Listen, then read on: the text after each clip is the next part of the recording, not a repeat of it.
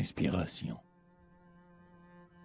Un oiseau solitaire aux bizarres couleurs est venu se poser sur une enfant, mais elle, arrachant son plumage où le prisme étincelle, de toute sa parure, elle fait des douleurs. Et le duvet moelleux, plein d'intime chaleur, épars, flotte au doux vent d'une bouche cruelle. Or l'oiseau, c'est mon cœur, l'enfant coupable, est celle dont je ne puis dire le nom sans pleurs. Ce jeu l'amuse, et moi j'en meurs, et j'ai la peine de voir dans le ciel vide errer sous son haleine la beauté de mon cœur pour le plaisir du sien. Elle aime à balancer mes rêves sur sa tête.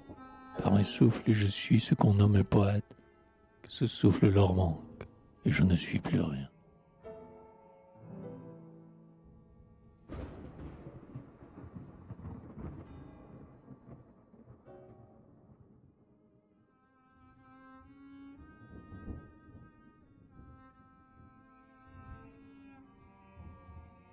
La folle, errante, elle demande aux enfants d'alentour une fleur qu'elle a vue un jour en Allemagne, frêle, petite et sombre, une fleur de montagne, au parfum pénétrant comme un aveu d'amour.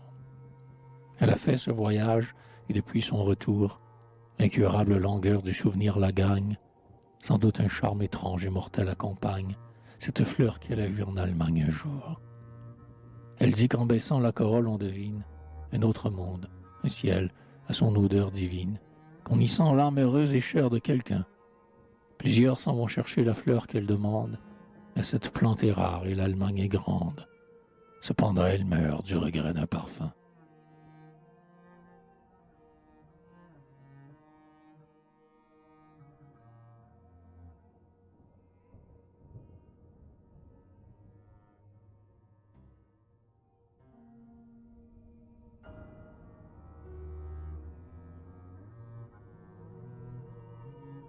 Envoi. Faites-vous de ces vers un intime entretien. Pardonnez-moi tous ceux pour la renommer. J'ai pu chanter l'amour sans vous avoir nommé, où j'ai mis plus de cœur des autres que du mien. Mais à d'autres que vous, ceux-ci ne diraient rien. La tendresse n'est là que pour vous exprimer. À peine y verrait-on qu'une femme est aimée, car je ne le dis pas, et vous le sentez bien. La nuit, quand vous pleurez, la veilleuse d'albâtre mêle une lueur douce au feu mourant de l'âtre, et ne luit que dans l'ombre, et dès le jour pâlit. Pareil à la veilleuse et doux comme sa flamme, ses vers, faits seulement pour la nuit de votre âme, aussitôt pâliront si le monde les lit.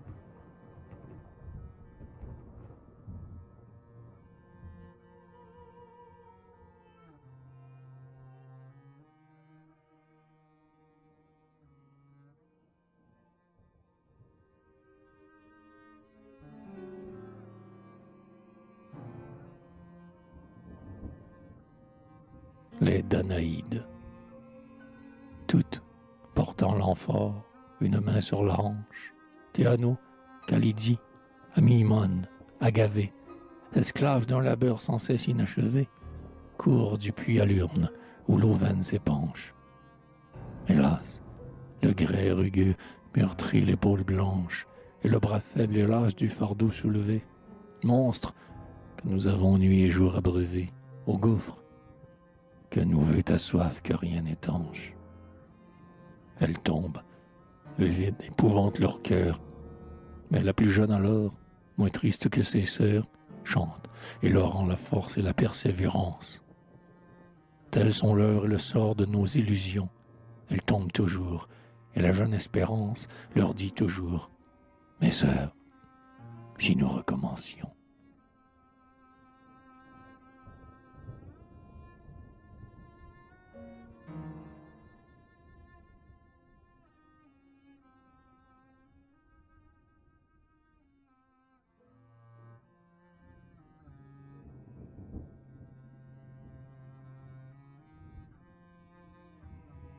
Conseil.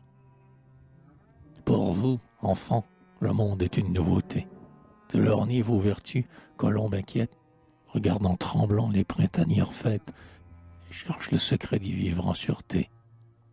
Le voici, N'aimez l'or que pour sa pureté, n'aimez que la candeur dans vos blanches toilettes. Et si vous vous posez au front des violettes, aimez la modestie en leur simple beauté. Et si votre parure à vos yeux soit l'emblème de toutes les vertus qui font la grâce même, sagesse taisée du cœur dont le luxe est jaloux.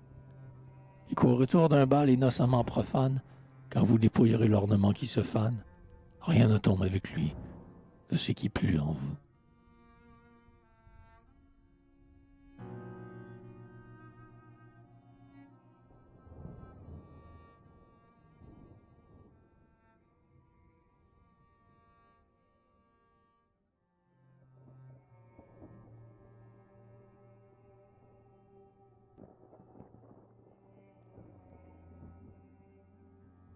La note. Connais-je un peu de voix, j'ai le cruel ennui de sentir mon poème en ma poitrine éclore et de ne pouvoir pas, plus créateur encore, comme j'ai mis mon cœur, mettre mon souffle en lui. Le chant aérien laisse, après qu'il a fui, des lèvres jusqu'au ciel un sillage sonore, où l'âme, rajeunie et plus légère, explore les paradis anciens qu'elle pleure aujourd'hui. La note est comme une aile au pied du verre posé, comme l'aile des vents fait trembler la rosée et la fait frémir plus sonore et plus frais. Ô vierge qui effarouche un seul mot, le plus tendre, peut-être modulé daigneriez-vous l'entendre, vous qui l'osez chanter sans le dire jamais.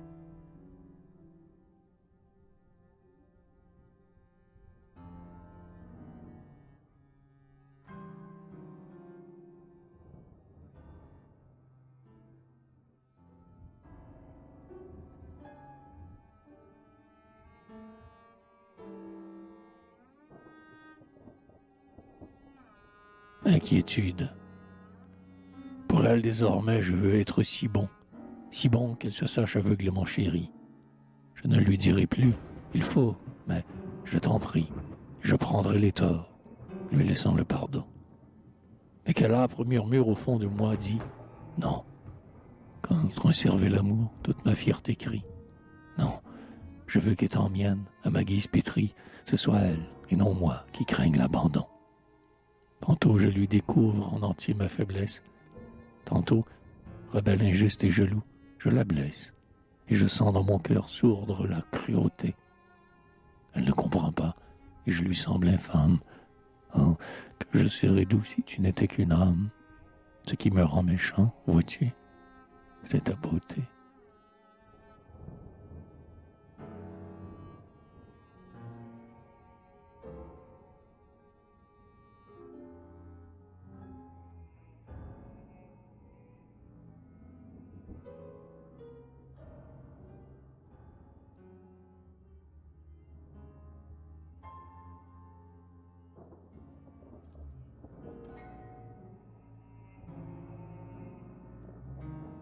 Trahison. Quand on a tant aimé, c'est un rude réveil.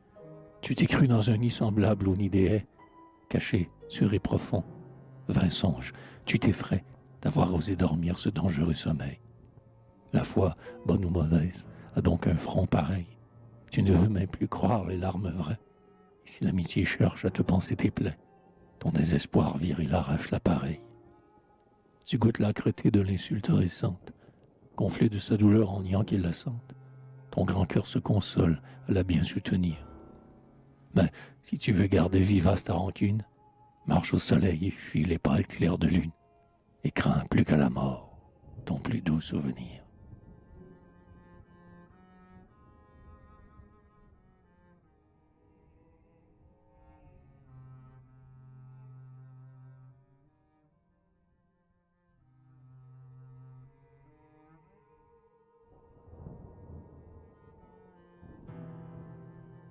Profanation. Beauté qui rend pareil à des temples les corps. Es-tu donc à ce point par le Dieu conspué de descendre du ciel sur la prostituée, de prêter ta splendeur vivante à des cœurs morts? Faite pour revêtir les cœurs chastes et forts, d'habitants ta taille es-tu si dénuée, et quel esclave es-tu pour t'être habitué, souriante, à masquer l'opprobre et ses remords? Beauté, retourne au ciel, va-t'en. tu te profanes. Puis, il n'avilit plus aux pieds des courtisanes le génie et l'amour qui n'y cherchent que toi. Déserte pour jamais le blanc troupeau des femmes, ou qu'enfin, se moulant sur le nu de leur âme, la forme leur inflige un front de bonne foi.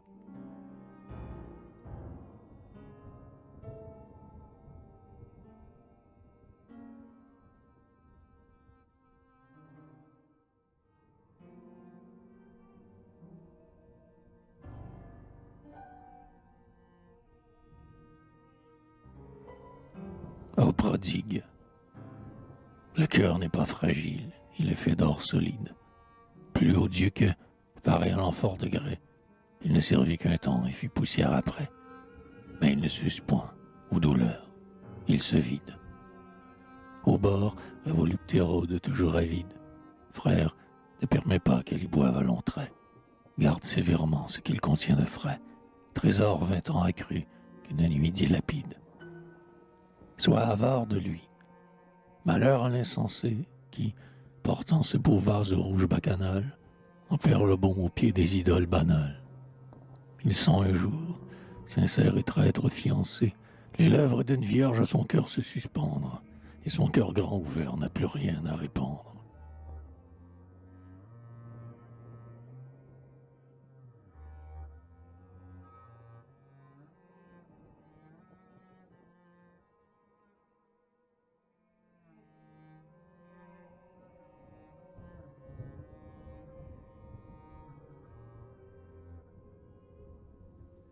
Les blessures.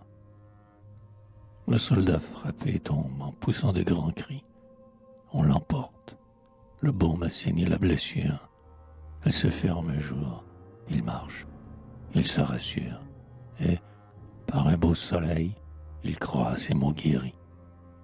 Mais, au premier retour d'un ciel humide et gris, de l'ancienne douleur il ressent la morsure. Alors la guérison ne lui paraît pas sûre. Le souvenir du fer gît dans ses flancs meurtris. Ainsi, selon le temps qu'il fait dans ma pensée, à la place où mon âme autrefois fut blessée, il est un renouveau d'angoisse que je crains. Une larme, un chant triste, un seul mot dans un livre, nuage au ciel limpide où je me plais à vivre, me fait sentir au cœur la dent des vieux chagrins.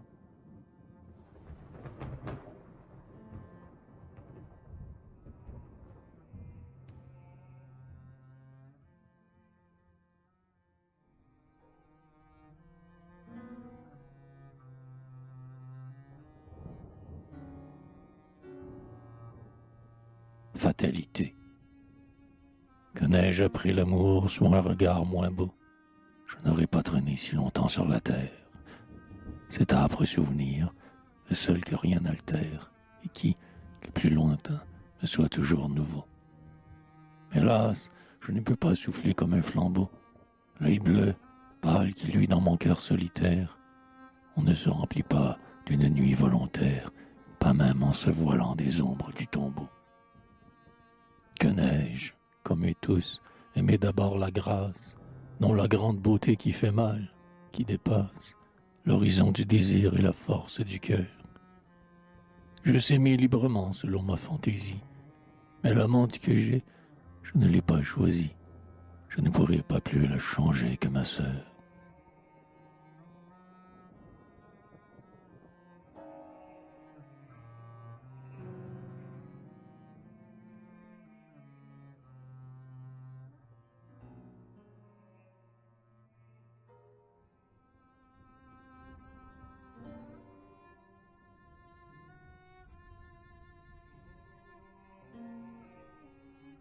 Où vont-ils? Ceux qui sont morts d'amour ne montent pas au ciel. Ils n'auraient plus les soirs, les sentiers, les ravines.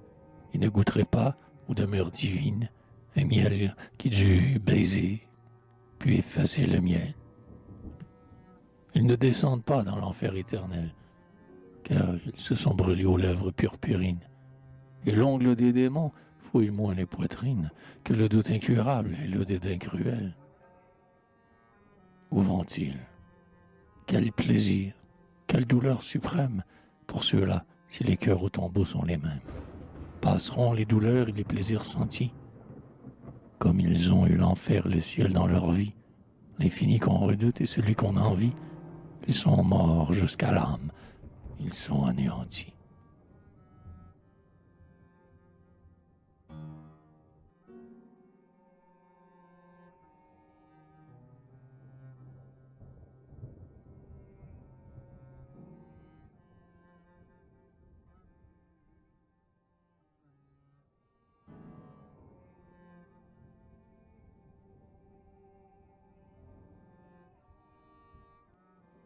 L'art sauveur.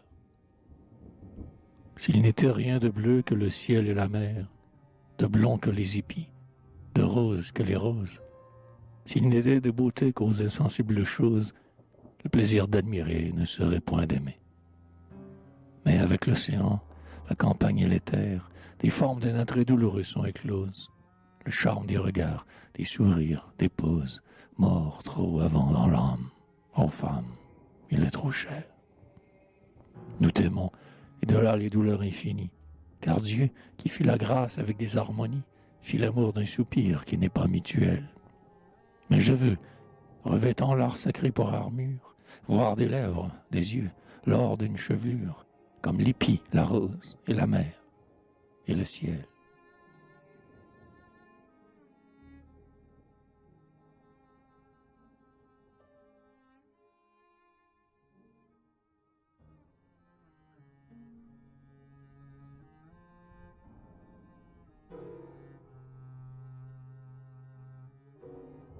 Sépulture. Ils m'ont dit, le secret est la marque des forts. Tu n'as pas respecté la peine de ta vie. Tu ne l'as point aux yeux stoïquement ravis. Ah, combien mes aveux m'ont coûté plus d'efforts. Pour sauver une forme éphémère et chérie, le profane embaumeur, troublé, mais sans remords, plongeant sa main hardie aux entrailles des morts, il dépose avec art les parfums des scieries. Et moi, du deuil aussi, je me suis fait un art. Mes vers, plus pénétrants que la myrrhe et le nard, conserveront pour moi ma jeunesse amoureuse. Dans la tombe qu'au fond de mon cœur je lui creuse, en sauvant sa fraîcheur, j'ai voulu l'enfermer, et j'ai dû malgré moi l'ouvrir pour l'embaumer.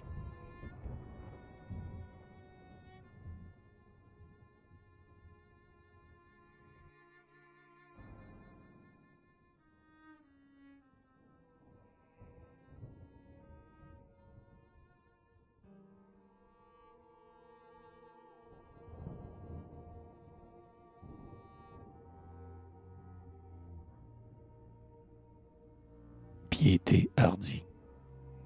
Vrai Dieu, si quelque part dans un monde écarté, j'eusse grandi tout seul, nourri par une chèvre, sans maître, bégayant du cœur et de la lèvre, par l'esprit les yeux éplons la clarté, j'aurais pu dans tes bras jouer en liberté, des robustes plaisirs dont l'étude me sèvre, religieux debout et curieux sans fièvre, je n'aurais pas perdu la paix et la fierté. Mais ils sont venus tous s'acharner sur mon âme, ils me rendent aveugle au jour qui te proclame, et n'agitent en moi que des flambeaux obscurs. Tes chemins sont barrés de tant de sacrés murs, qu'à peine en sapant tout sur mes pas te verrai-je, et que ma piété ressemble au sacrilège.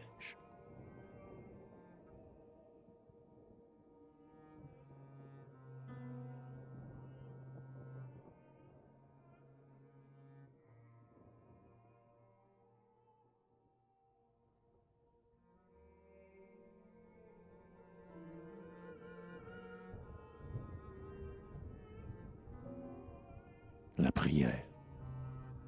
Je voudrais bien prier, je suis plein de soupirs. Ma cruelle raison veut que je les contienne. Ni les vœux suppliants d'une mère chrétienne, ni l'exemple des saints, ni le sang des martyrs, ni mon besoin d'aimer, ni mes grands repentirs, ni mes pleurs n'obtiendront que la foi me revienne. C'est une angoisse impie et sainte que la mienne. Mon doute insulte en moi le Dieu de mes désirs. Pourtant je veux prier, je suis trop solitaire. Voici que j'ai posé mes deux genoux à terre. Je vous attends, Seigneur. Seigneur, êtes-vous là? Je veux joindre les mains, le front sur la Bible, redire le credo que me bouche est plat. Je ne sens rien du tout devant moi. C'est horrible.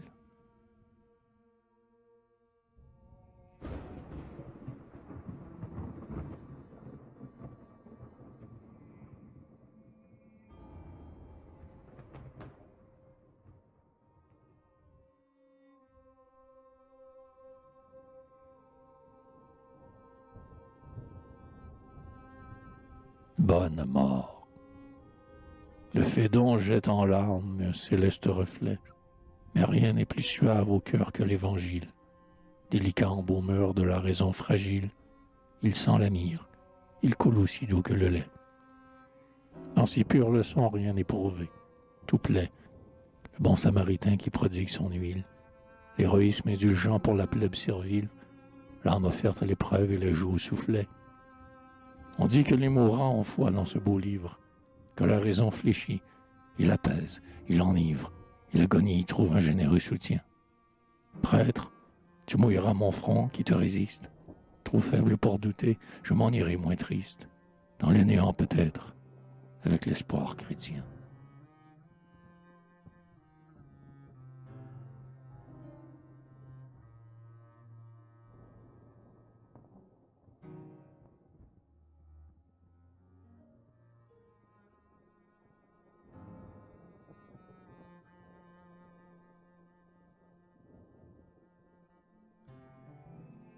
La Grande Ourse. La Grande Ourse, archipel de l'océan sans bord, scintillait bien avant qu'elle fût regardée, bien avant qu'il errât des pâtres enchaldés et que l'âme anxieuse eût habité les corps. D'innombrables vivants contemplent depuis lors sa lointaine lueur aveuglément dardée. Indifférente aux yeux qui l'auront obsédée, la Grande Ourse luira sur le dernier des morts. Tu n'as pas l'air chrétien, le croyant s'en étonne, aux figures fatales, exactes et monotones, pareilles à cette clou d'or plantée sur un drap noir. Ta précieuse lenteur et ta froide lumière déconcertent la foi. C'est toi qui, la première, m'as fait examiner mes prières du soir.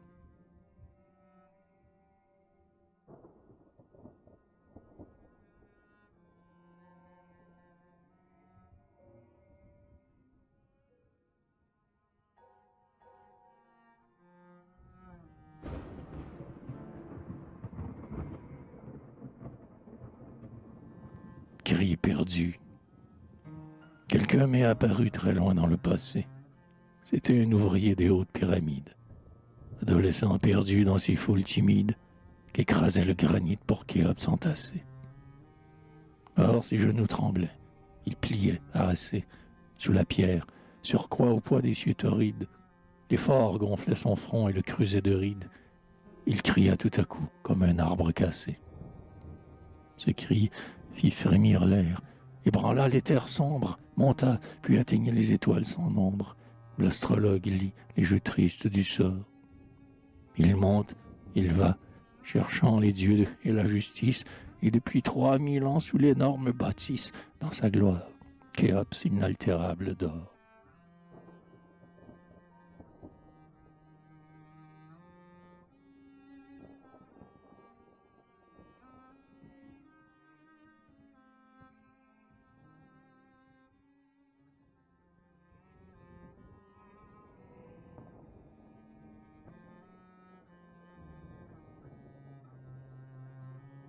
Tout ou rien. J'ai deux tentations, fortes également. Le duvet de la rose et le crin du cilice. Une rose du moins qui je mène supplice, un cilice qui mord opiniâtrement. Car les ripis ne font qu'attiser le tourment, et le plus léger trouble est le pire supplice. S'il traverse la vie aux heures de délice, plutôt le franc malheur que le bonheur qui ment. Un jeûne incorruptible ou bien l'ivresse entière, maintenir vierge en soi l'horreur de la matière, ou, moins beau, sans remords en épuiser l'amour. Mais, pur et vil, je sens le charbon d'Isaïe, et le trop cher baiser de la femme ennemie, châtier ou flatter mes lèvres tour à tour.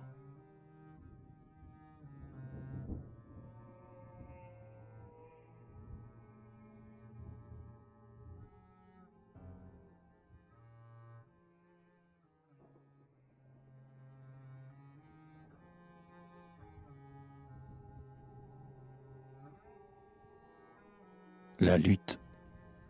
Chaque nuit, tourmenté par un doute nouveau, je provoque le sphinx et j'affirme mes génies. Plus terrible se dresse aux heures d'insomnie, l'inconnu monstrueux qui hante mon cerveau. En silence, les yeux grands ouverts, sans flambeau, sur le géant je tente une étreinte infinie. Et dans mon lit étroit, d'où la joie est bannie, je lutte sans bouger comme dans un tombeau.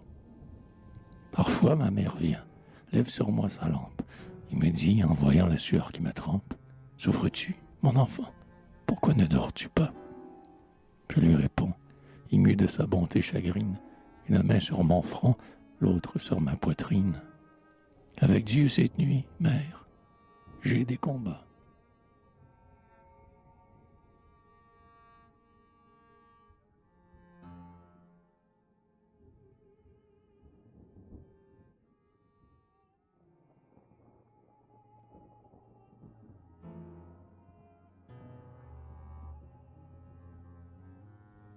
Rouge ou noir. Pascal, pour mon salut, à quel Dieu dois-je croire? Tu doutes? Crois au mien, c'est le moins hasardeux. Il est ou non, forcé d'avouer l'un des deux, Paris, à l'infini court, la rouge ou la noire. Tu risques le plaisir dans l'immortelle gloire, contre l'éternité, le plus grand des enjeux. Exposer qu'une vie est certes avantageux, la plus sûre vaut moins qu'un ciel aléatoire. Pitié, maître, j'avance et retire ma main. Joueur que le tapis sollicite et repousse. J'hésite, tant la vie est légitime et douce. Tout mon être répugne à ce choix inhumain. Le cœur a ses raisons, la raison s'abîme. Et ton calcul est faux, si je m'en sens victime.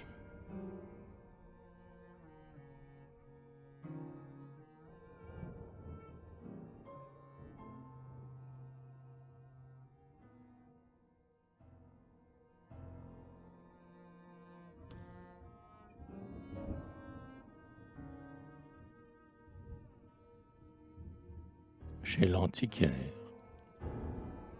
Entre mille débris au hasard amassés, un Christ en vieil ivoire, exposé dans la rue, jette l'adieu suprême à sa foi disparue, et s'enfuir ses genoux infiniment lassés.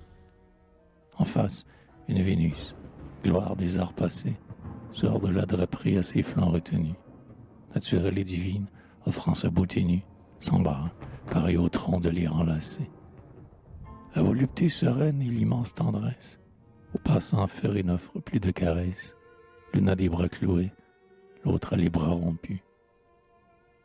L'homme, sans charité, revend ce qui la jette. La femme lui marchande une nuit inquiète. Les beaux embrassements ne se prodiguent plus.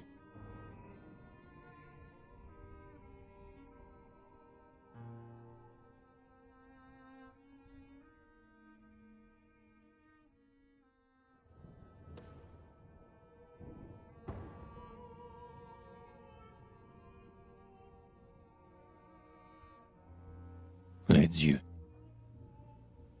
Le dieu du laboureur est comme un très vieux roi, de chair et d'os, seigneur du champ qu'il ensemence. Le dieu de son curé règne aussi, mais immense, 3 fois unique, esprit, fils et père de soi. Le déiste contemple un pur je ne sais quoi, lointain, par qui le monde, en s'ordonnant, commence. Et le savant qui rit de leur sainte démence nomme son Dieu nature et n'en fait qu'une loi. Kant ne sait même plus si quelque chose existe. Et Fichte, usurpateur du temple vide et triste, se divinise afin qu'un Dieu reste debout. Ainsi roulent toujours, du néant aux idoles, du blasphème au credo, les multitudes folles. Dieu n'est pas rien, mais Dieu n'est personne. Il est tout.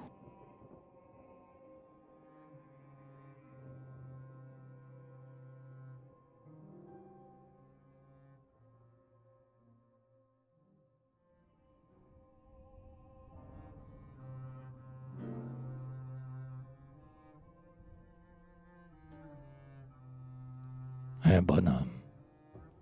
C'était un homme doux, de chétive santé, qui, tout en polissant des verres de lunettes, mit l'essence divine en formule très nette, si nette que le monde en fut épouvanté.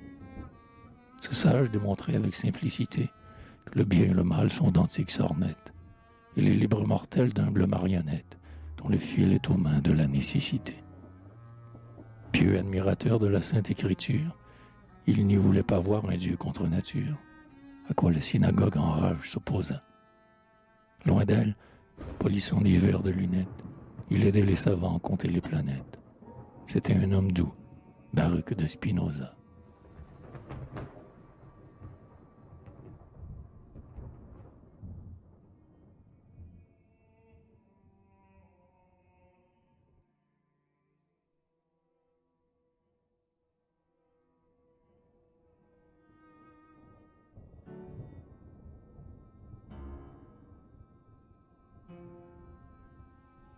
scrupules. Vous êtes ignorant comme moi, plus encore, innombrable soleil. La raison de vos lois, vous échappez, soumis, vous prodiguez sans choix les vibrantes clartés dans l'abîme s'odore. Tu ne sais rien non plus, rose qui vient d'éclore. Et vous ne savez rien, Zéphyr, fleuve et bois. Et le monde invisible est celui que je vois, ne savent rien d'un but et d'un plan que j'ignore. L'ignorance est partout, et la divinité, ni dans l'atome obscur, ni dans l'humanité, ne se lève en criant. Je suis et me révèle. Étrange vérité, pénible à concevoir, gênante pour le cœur comme pour la cervelle, que l'univers, le tout, soit Dieu sans le savoir.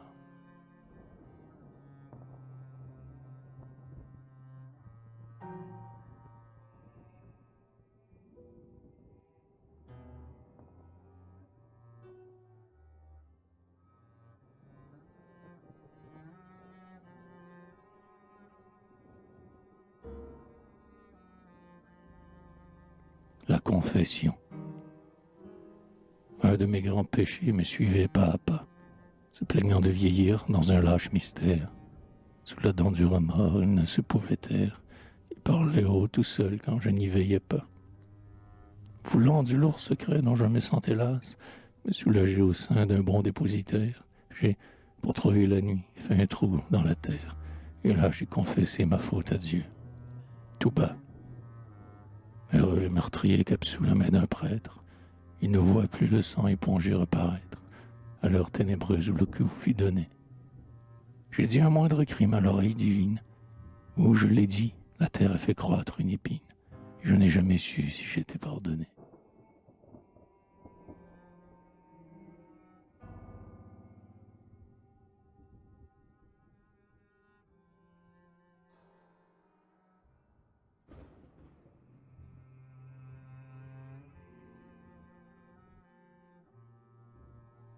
Les deux vertiges.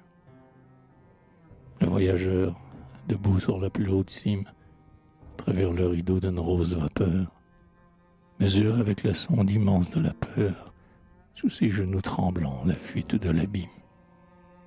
De ce besoin de voir téméraire victime, du haut de la raison je sonde avec stupeur le dessous infini de ce monde trompeur. Je traîne avec moi partout mon gouffre intime.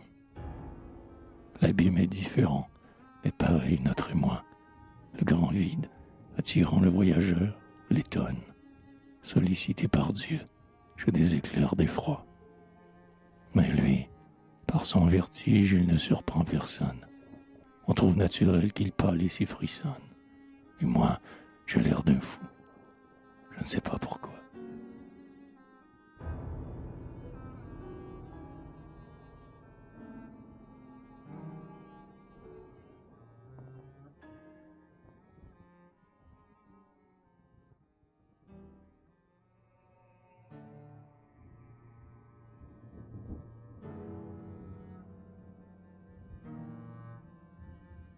Le doute.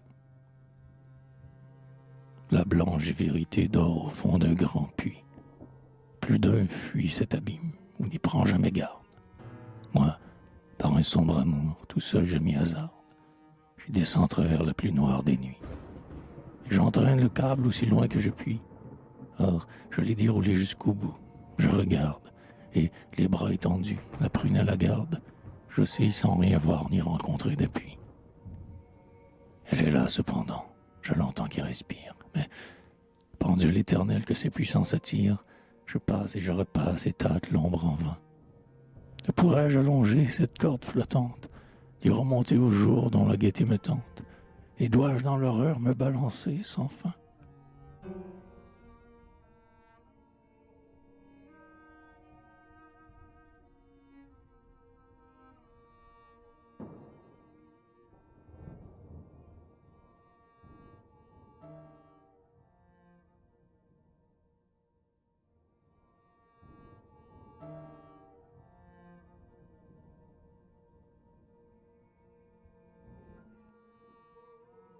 Tombeau. L'homme qu'on a cru mort, de son sommeil profond, s'éveille. Un frisson court dans sa chair engourdie. Il appelle. Personne.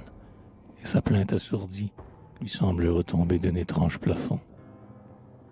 Seul dans le vide épais que les ténèbres font, il écoute, et, roulant pleine de léthargie, sa prunelle par l'ombre et la peur élargie, il sonde éperdument l'obscurité sans fond.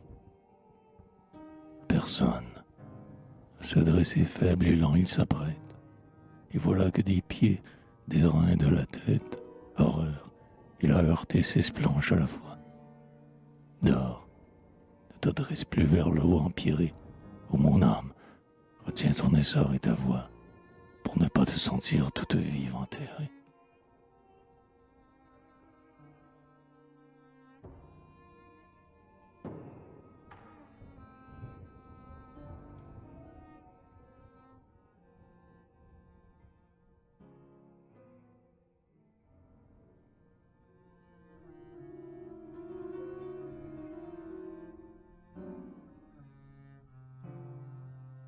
Repos. Ni l'amour ni les dieux, ce double mal nous tue. Je ne poursuivrai plus la guêpe du baiser, et, las d'approfondir, je veux me reposer de l'ingrate besogne où mon front s'évertue. Ni l'amour ni les dieux, qu'enfin je m'habitue, ne sentir jamais le désir m'embraser, ni l'éternel secret des choses m'écraser, qu'enfin je sois heureux, que je vive en statue. Comme un terme habitant sa gaine avec plaisir, il emprunte une vie auguste à la nature. Une mousse lui fait sa verte chevelure. Un liseron lui fait des lèvres sans soupir. Une feuille à son cœur, un lierre ami, ses hanches, et ses yeux souriants sont faits de 2 pervenches.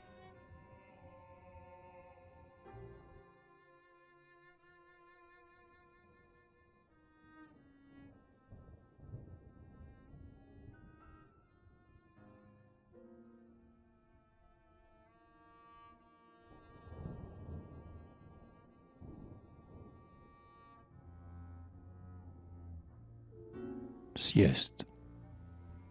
Je passerai l'été dans l'herbe, sur le dos, la nuque dans les mains, les paupières mi-closes, sans mêler un soupir à la laine des roses, qui troublait le sommeil léger des clairs échos.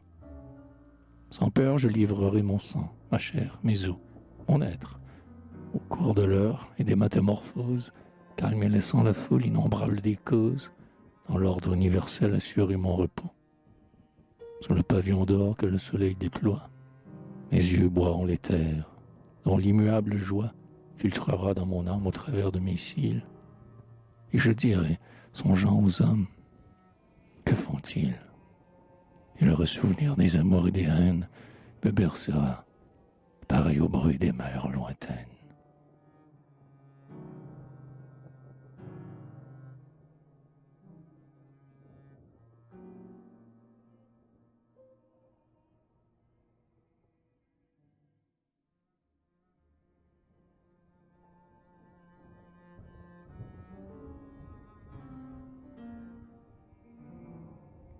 Et terre. Quand on est sur la terre étendue sans bouger, le ciel paraît plus haut, sa splendeur plus sereine. On aime à voir, au gré d'une insensible haleine, dans l'air sublime fuir un nuage léger. Il est tout ce qu'on veut, la neige d'un verger, un archange qui plane, une écharpe qui traîne, ou le lait bouillonnant d'une coupe trop pleine. On le voit différent sans l'avoir vu changer. Puis un vague lambeau lentement s'en détache, s'efface, puis un autre, et l'azur lui s'entache, plus vif, comme l'acier qu'un souffle avait terni.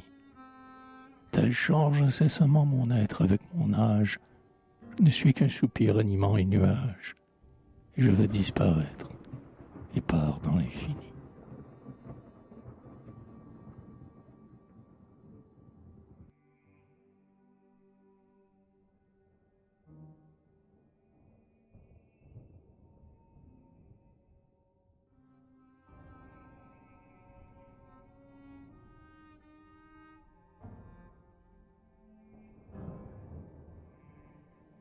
Sur l'eau. Je n'entends que le bruit de la rive et de l'eau, le chagrin résigné d'une source qui pleure, ou d'un rocher qui verse une larme par heure, et le vague frisson des feuilles de bouleau. Je ne sens pas le fleuve entraîner le bateau, mais c'est le bord fleuri qui passe, et je demeure. Et dans le flot profond que de mes yeux j'effleure, le ciel bleu renversé tremble comme un rideau. On dirait que cette onde en sommeil en serpente aussi ne sait plus le côté de la pente. Une fleur qu'on y pose hésite à le choisir. Et comme cette fleur, tout ce que l'homme envie peut se venir poser sur le flot de ma vie, sans désormais m'apprendre où penche mon désir.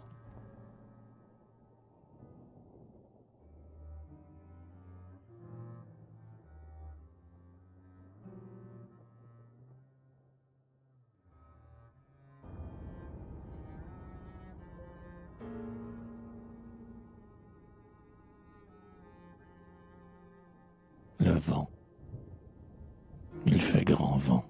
Le ciel roule de grosses voix. Des géants de vapeur y semblent se poursuivre. Les feuilles mortes fuient avec un bruit de cuivre. On ne sait quel troupeau hurle à travers les bois. Et je ferme les yeux et j'écoute. Or je crois ouïr l'âpre combat qui, nuit et jour, se livre. Cris de ceux qu'on enchaîne et de ceux qu'on délivre. Rumeurs de liberté, son du bronze des rois. Mais je laisse aujourd'hui le grand vent de l'histoire secouer les chevaux confus de ma mémoire, sans qu'il éveille en moi des regrets ni des vœux. Comme je laisse errer cette vaine tempête qui passe furieuse en flagellant ma tête et ne peut rien sur moi qu'agiter mes cheveux.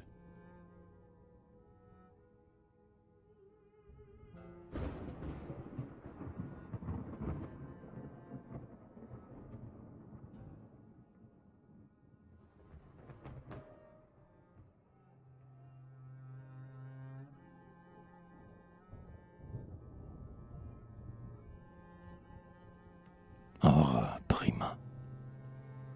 J'ai salué le jour avant mon réveil. Il colorait déjà ma pesante paupière. Et je dormais encore, mais sa rougeur première a visité mon âme à travers le sommeil.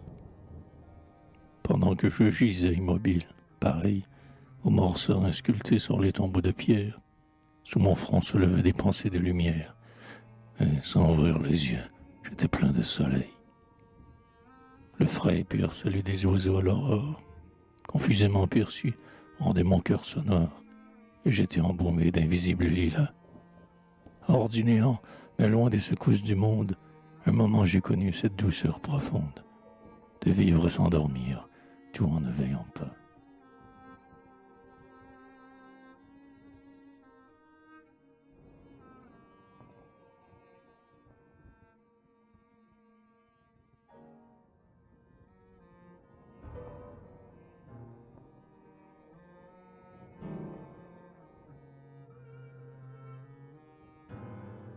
À Kant.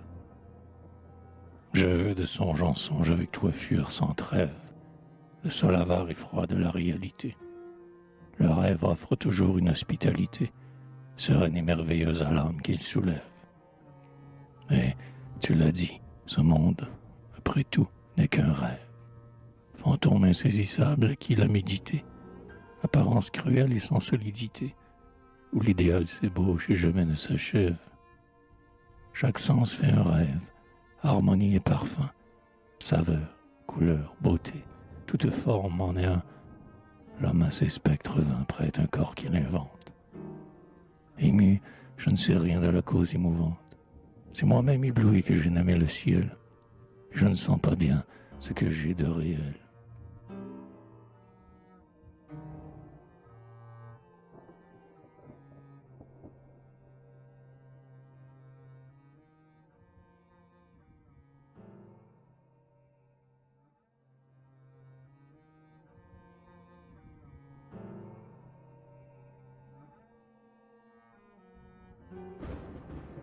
La vie de loin.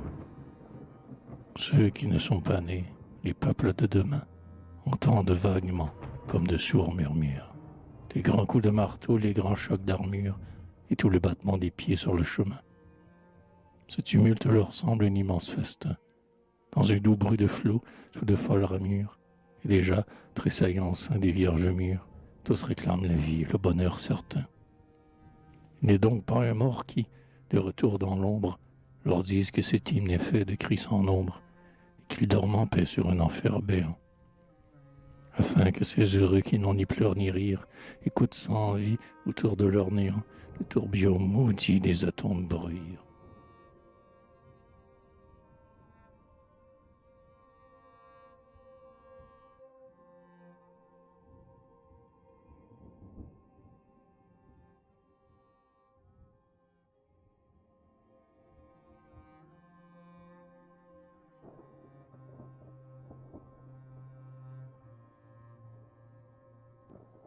Les ailes. Grand ciel, tu m'es témoin que j'étais tout enfant, quand par tes mérités j'ai demandé des ailes, convoitant d'ici-bas les voûtes éternelles, mes vœux n'altéraient pas ton calme triomphant. Je me sentais mourir dans un air étouffant. Ciel pur, j'aspire à des saisons nouvelles, et c'est ta faute aussi, puisque tu nous appelles, par ton sublime azur, par l'oiseau qui le fend. Maintenant qu'épuisé, vaincu, je te proclame, trop vaste pour tenir tout entier dans mon âme. Pourquoi te venges-tu d'impuissant amour? Et quel jaloux archange aux gaietés malfaisantes m'a planté dans le dos ces deux ailes géantes qui palpitent sans cesse en m'accablant toujours.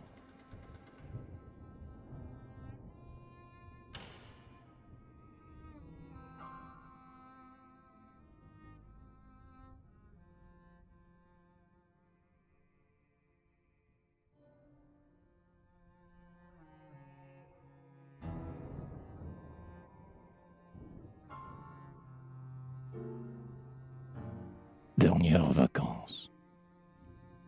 Heureux l'enfant qui meurt dans sa 7e année, avant l'âge où le cœur doit saigner pour jouir, qui meurt de défaillance en regardant bleuir, sous les orangers d'or la Méditerranée.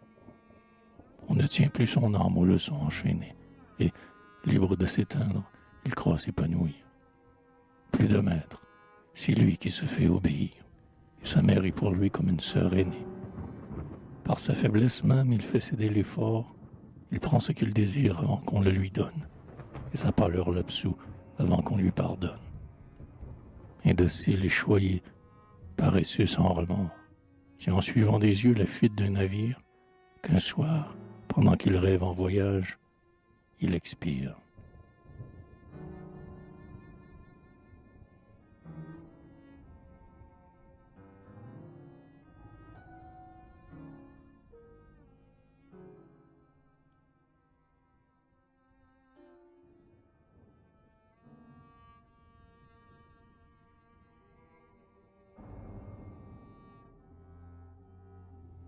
Fin du rêve.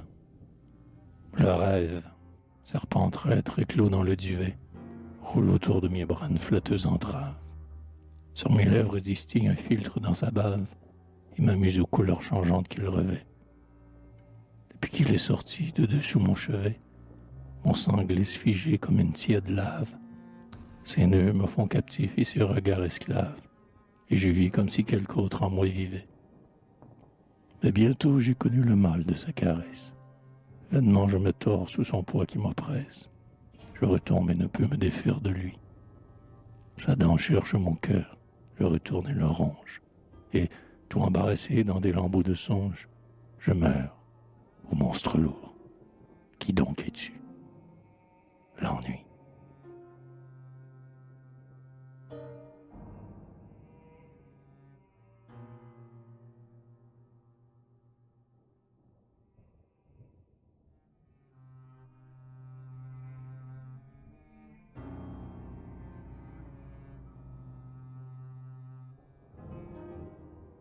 Homo sum.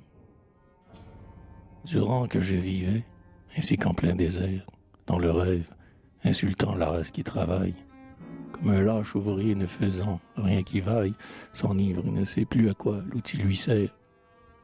Un soupir, né du mal autour de moi souffert, est venu des cités et des champs de bataille. Poussé par l'orphelin, le pauvre sur la paille, et le soldat tombé qui sent son cœur ouvert. Parmi les douleurs qui dressent en paix sa tente, d'un bonheur sans rayon joue et se contente, stoïque impitoyable en sa sérénité. Je ne puis, ce soupir m'obsède comme un blâme, quelque chose de l'homme a traversé mon âme, et j'ai tous les soucis de la fraternité.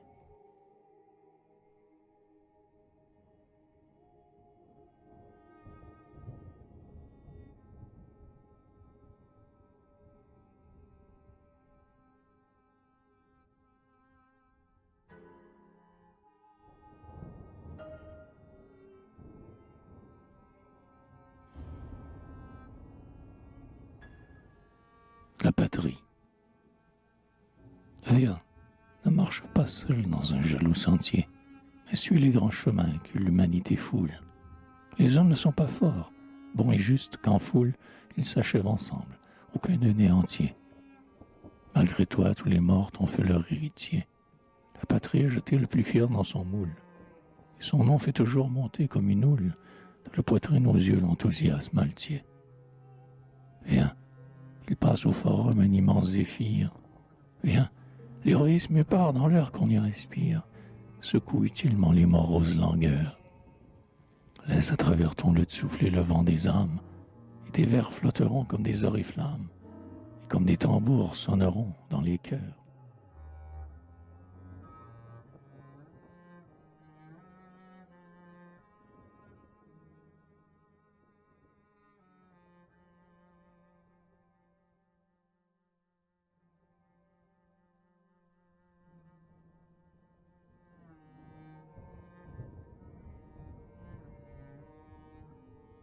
Un songe.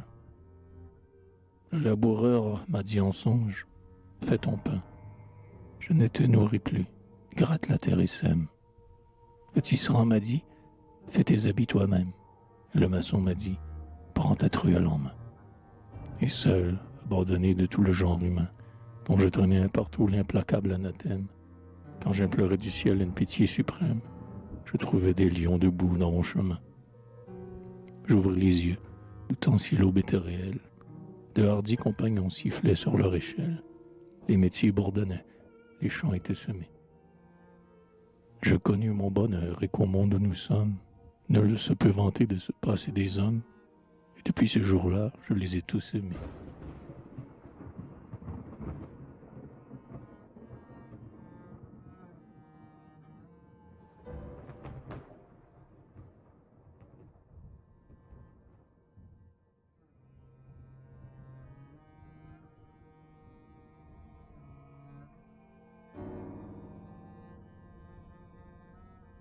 L'axe du monde. Atlas porte le monde et, les poings sur les reins, suant, le front plissé, le sang la narine, il pleure, et dans le creux de sa grande poitrine, appuie en gémissant sa barbe au rude crin. Debout, forger des socs, des leviers et des freins, crie Atlas au mortel que le travail chagrine. Les bêtes, les forêts, les champs et l'eau marine, subjugués, ou feront rivaux des dieux sereins. C'est moi qu'ils sont chargés de la plus lourde tâche. Auriez-vous à ce point l'âme inféconde et lâche de rester fainéant quand je peine pour vous? Dresser une montagne ou quelque énorme ville pour égaler les dieux et rendre moins stérile le labeur éternel de mes fermes genoux.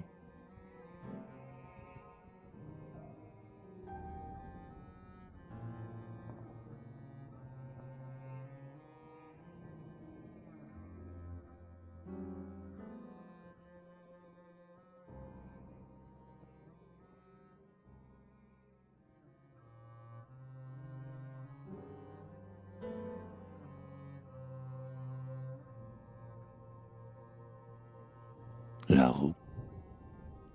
Inventeur de la roue, inconnu demi-dieu, qui le premier, ployant un souple éphémérable, créa cette œuvre antique, œuvre à jamais durable, ce beau cercle qui porte un astre en son milieu. Par Orphée et par toi, par la lyre et les cieux, l'espace au marbre lourd n'est plus infranchissable. Et nous voyons glisser comme l'eau sur le sable les pierres que leur poids arrivait au même lieu. Quand la terre frémit d'un roulement sonore, l'élite des coursiers dans les enfers t'honore, au souvenir des chars qu'entraînaient leurs grands pas. Mais que la roue au char d'Olympie était lente, regarde-la qui vibre et fuit, toute brûlante, d'une rapidité que tu n'inventas pas.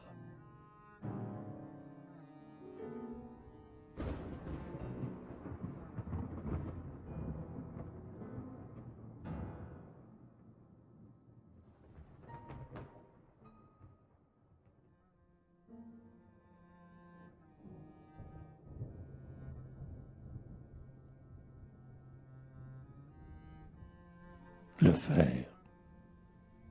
Nous avons oublié combien la terre est dure, au palan de nos bœufs le fer tranchant du soc, l'entame en retournant le chaume et la verdure, la divise et soulève un gros et large bloc. Sur la beurre, nos les mains saignaient, le fer l'endure, plus souple que l'ormeau, plus ferme que le roc, il tient sans trahison, tant que sa tâche dure, patient sous l'effort, inaltérable au choc. Oh, vous tous, bienfaiteurs par amour ou génie, de tous les temps, de race ou maudite ou bénie, sans choix je vous salue, et, si j'osais trier, j'admirerais surtout les nouveaux qu'on renomme, mais je proclamerai premier sauveur de l'homme, du Balkan, l'enfant du premier meurtrier.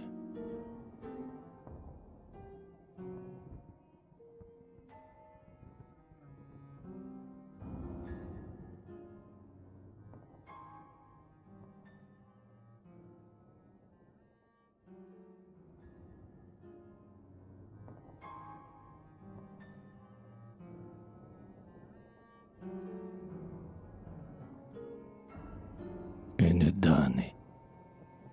La forge fait son bruit, pleine de spectres noirs.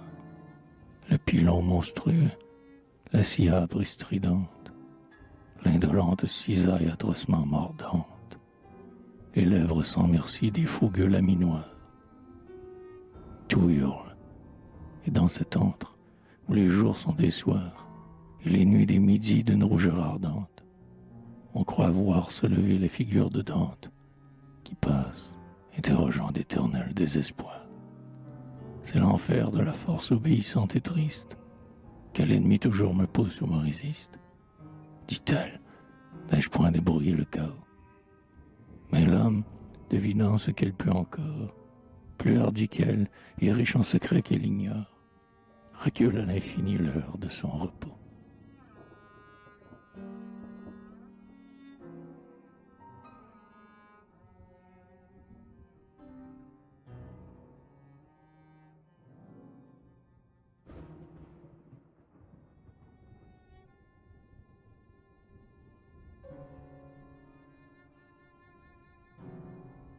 L'épée. Qu'est-ce tranchant de fer souple, affilé, pointu? Ce ne sont pas les flancs de la terre qu'il fouille, ni les pierres qu'il fend, ni les bois qu'il dépouille. Quel art a-t-il servi? Quel fléau combattu? Est-ce un outil? Non pas, car l'homme de vertu, l'aborde. Ce n'est pas la sueur qui le mouille. Et ce qu'on aime en lui, c'est la plus longue rouille. L'âme aux éclairs d'azur et de pourpre. Qu'es-tu? Je suis l'épée, outil des faiseurs de suaire, et, comme les bouchoirs aux mains des statuaires, je cours au point des rois, taillant l'homme à leur gré.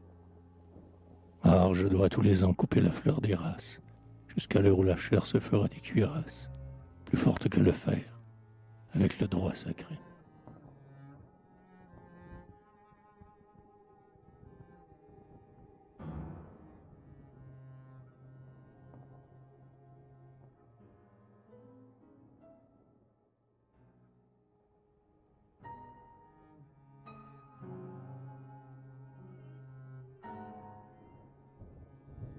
Ô conscrits, tant que vous marcherez sous le soleil des plaines, par les mauvais chemins poussant les lourds canons, aux frères, dont les rois ne savent pas les noms, et qui ne savaient rien de leur subtile haine, tant qu'au hasard frappés par les armes lointaines, ou parmi la mêlée aveugle et sans pardon, vous mourrez dans l'horreur de tous les abandons, altérés et rêvant aux natales fontaines.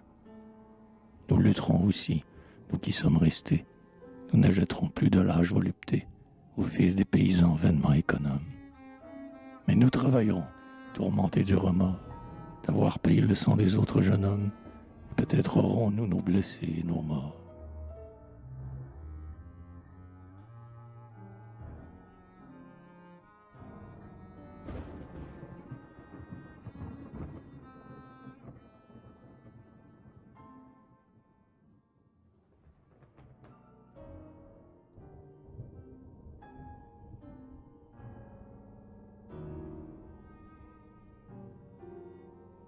Chagrin d'automne. Les lignes du labour dans les champs en automne fatigue l'œil, qu'à peine un toit fumant distrait, et la voûte du ciel tout entière apparaît, bornant d'un cercle nu la plaine monotone. En des âges perdus dont la vieillesse étonne, là même a dû grandir une vierge forêt, où le chant des oiseaux sonores et purs vibrait, avec l'hymne courant, le clair feuillage entonne. Les poètes chagrins redemandent aux bras, qui font ce plat désert sous des rayons sans voile, les vertes nuits des bois que le soleil étoile. Ils pleurent, oubliant, dans leur soupir ingrat, que des mornes sillons sort le pain qui féconde, leur cerveau dont le rêve est plus beau que le monde.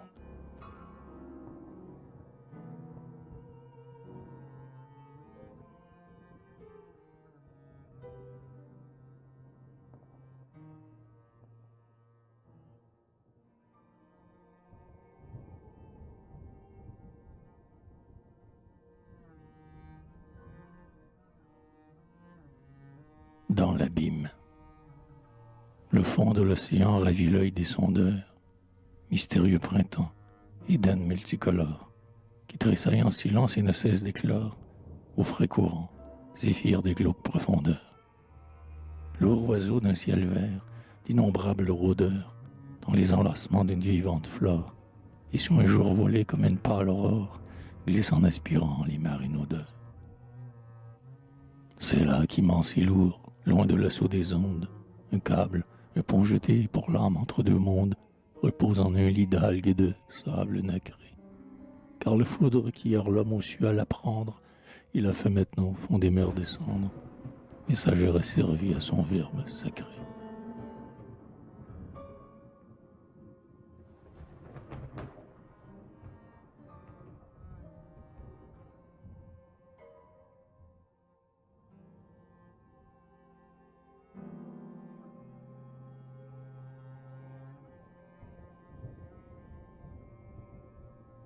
En avant.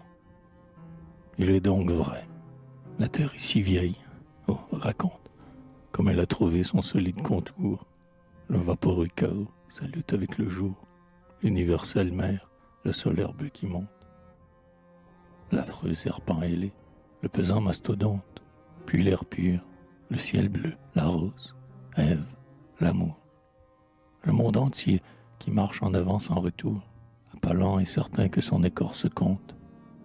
Dis-moi surtout, dis-moi qu'il ne s'est point lassé, qu'il aspire au fond d'un éternel passé, au terme indéfini de sa beauté future. Ô savant curieux, mais dur, qui souleva l'élan chaud encore de la vive nature, prouve au moins l'idéal, si tu ne le sens pas.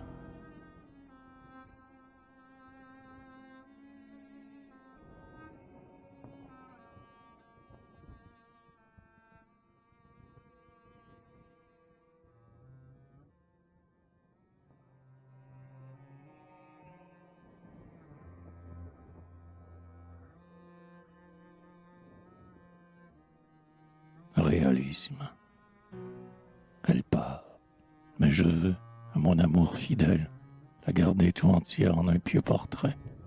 Portrait naïf où rien ne me sera soustrait, des grâces, des défauts, chers aussi, du modèle. Arrière les pinceaux, sur la toile cruelle, le profane idéal du peintre sourirait. C'est elle que je veux, c'est elle très portrait, belle d'une beauté que seul je vois en elle. Mais au soleil, ami qui la connaît le mieux, qui prête à son cœur, quand nous sommes ensemble, tes rayons les plus purs pour luire dans ses yeux. Artiste dont la main ne cherche ni ne tremble, viens toi-même au miroir que je t'offre imprimé, chacun de ces rayons qui me la font aimer.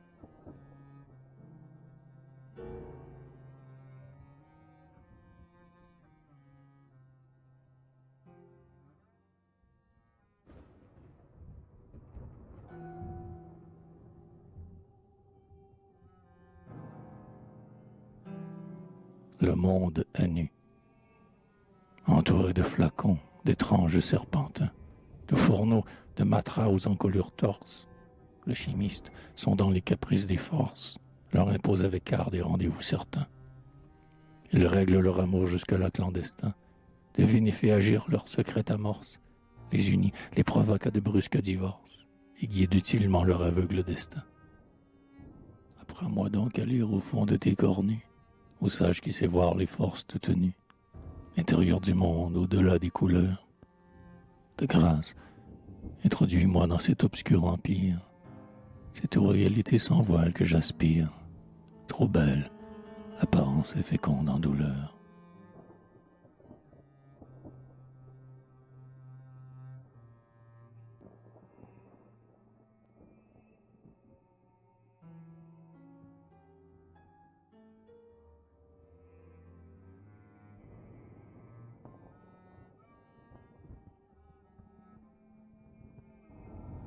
Le rendez-vous. Il est tard. L'astronome aux veilles obstinées, sur sa tour, dans le ciel où meurt le dernier bruit, cherche des îles d'or et, le front dans la nuit, regarde l'infini blanchir des matinées.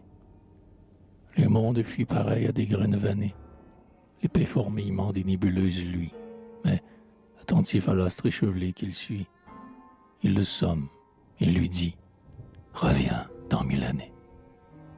Et l'astre reviendra. D'un pas ni d'un instant, il ne saurait frauder la science éternelle. Des hommes passeront, l'humanité l'attend. D'un œil changeant, mais sûr, elle fait sentinelle. Et, fût-elle abolée au temps de son retour, seule, la vérité veillera sur la tour.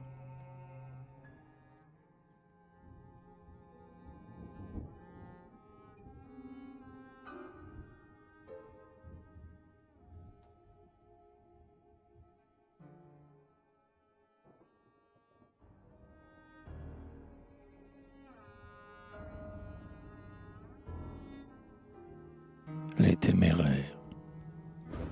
Du pôle, il va tenter les merveilleux hivers. Il part, le grand navire. Une puissante enflure, au souffle d'un bon vent lève étend la voilure. Sur 3 baumes apportant 9 vergues en travers. Il est parti, là-bas, au soleil, dans les airs, traînant son pavillon comme une chevelure. Il a pris sa superbe et gracieuse allure. Et du côté du nord gagnent les hautes mers. D'un œil triste, je suis au loin son blanc sillage. Il va sombrer peut-être au but de son voyage, par des géants de glace étreints de toutes parts. Et près de moi, debout, l'enfant du capitaine, dans la brise ravie vers la brume lointaine, agite dans son cœur d'aventureux départ.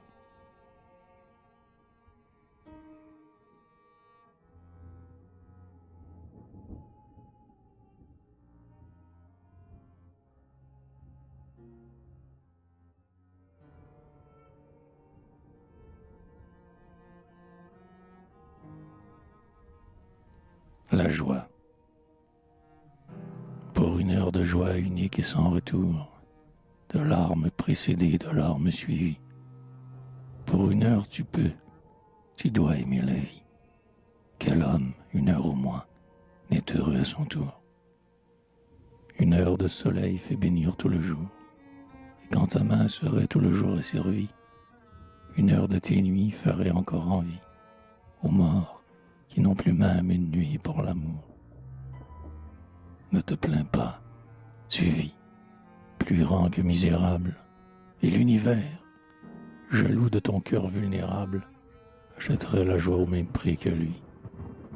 Pour la goûter, si peu que cette ivresse dure, les monts accepteraient l'éternelle froidure, l'océan les somnies, et le désert l'ennui.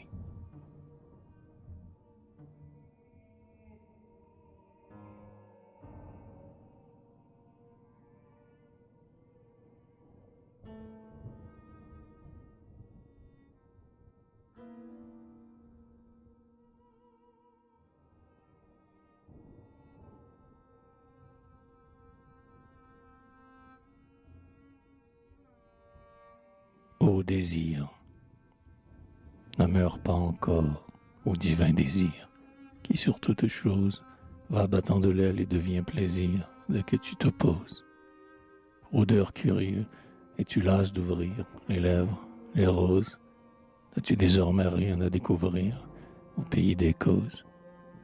Couvre de baisers la face du beau, jusqu'au fond du vrai porte ton flambeau, fils de la jeunesse.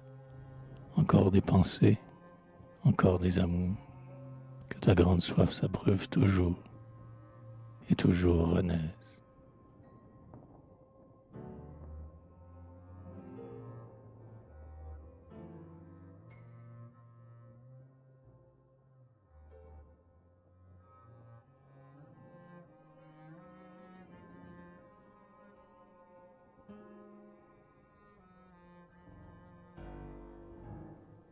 À Auguste Brachet.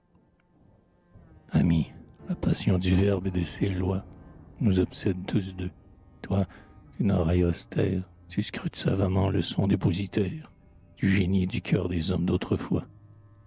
Tu sais sur quel passage appuie au cours la voix, sous quelle fixe règle le mot vibre et s'altère. Moi qui, sans le sonder, jouis de ce mystère, je nombre le langage en comptant sur mes doigts. J'observe à mon insu les lois que tu démontres. Je devine les mots, leur divine rencontre, le secret de leur vie et l'art de les choisir. Échangeons nos travaux pour adoucir nos veilles. Dis-moi la discipline et les mœurs des abeilles, et je recueillerai leur miel pour ton plaisir.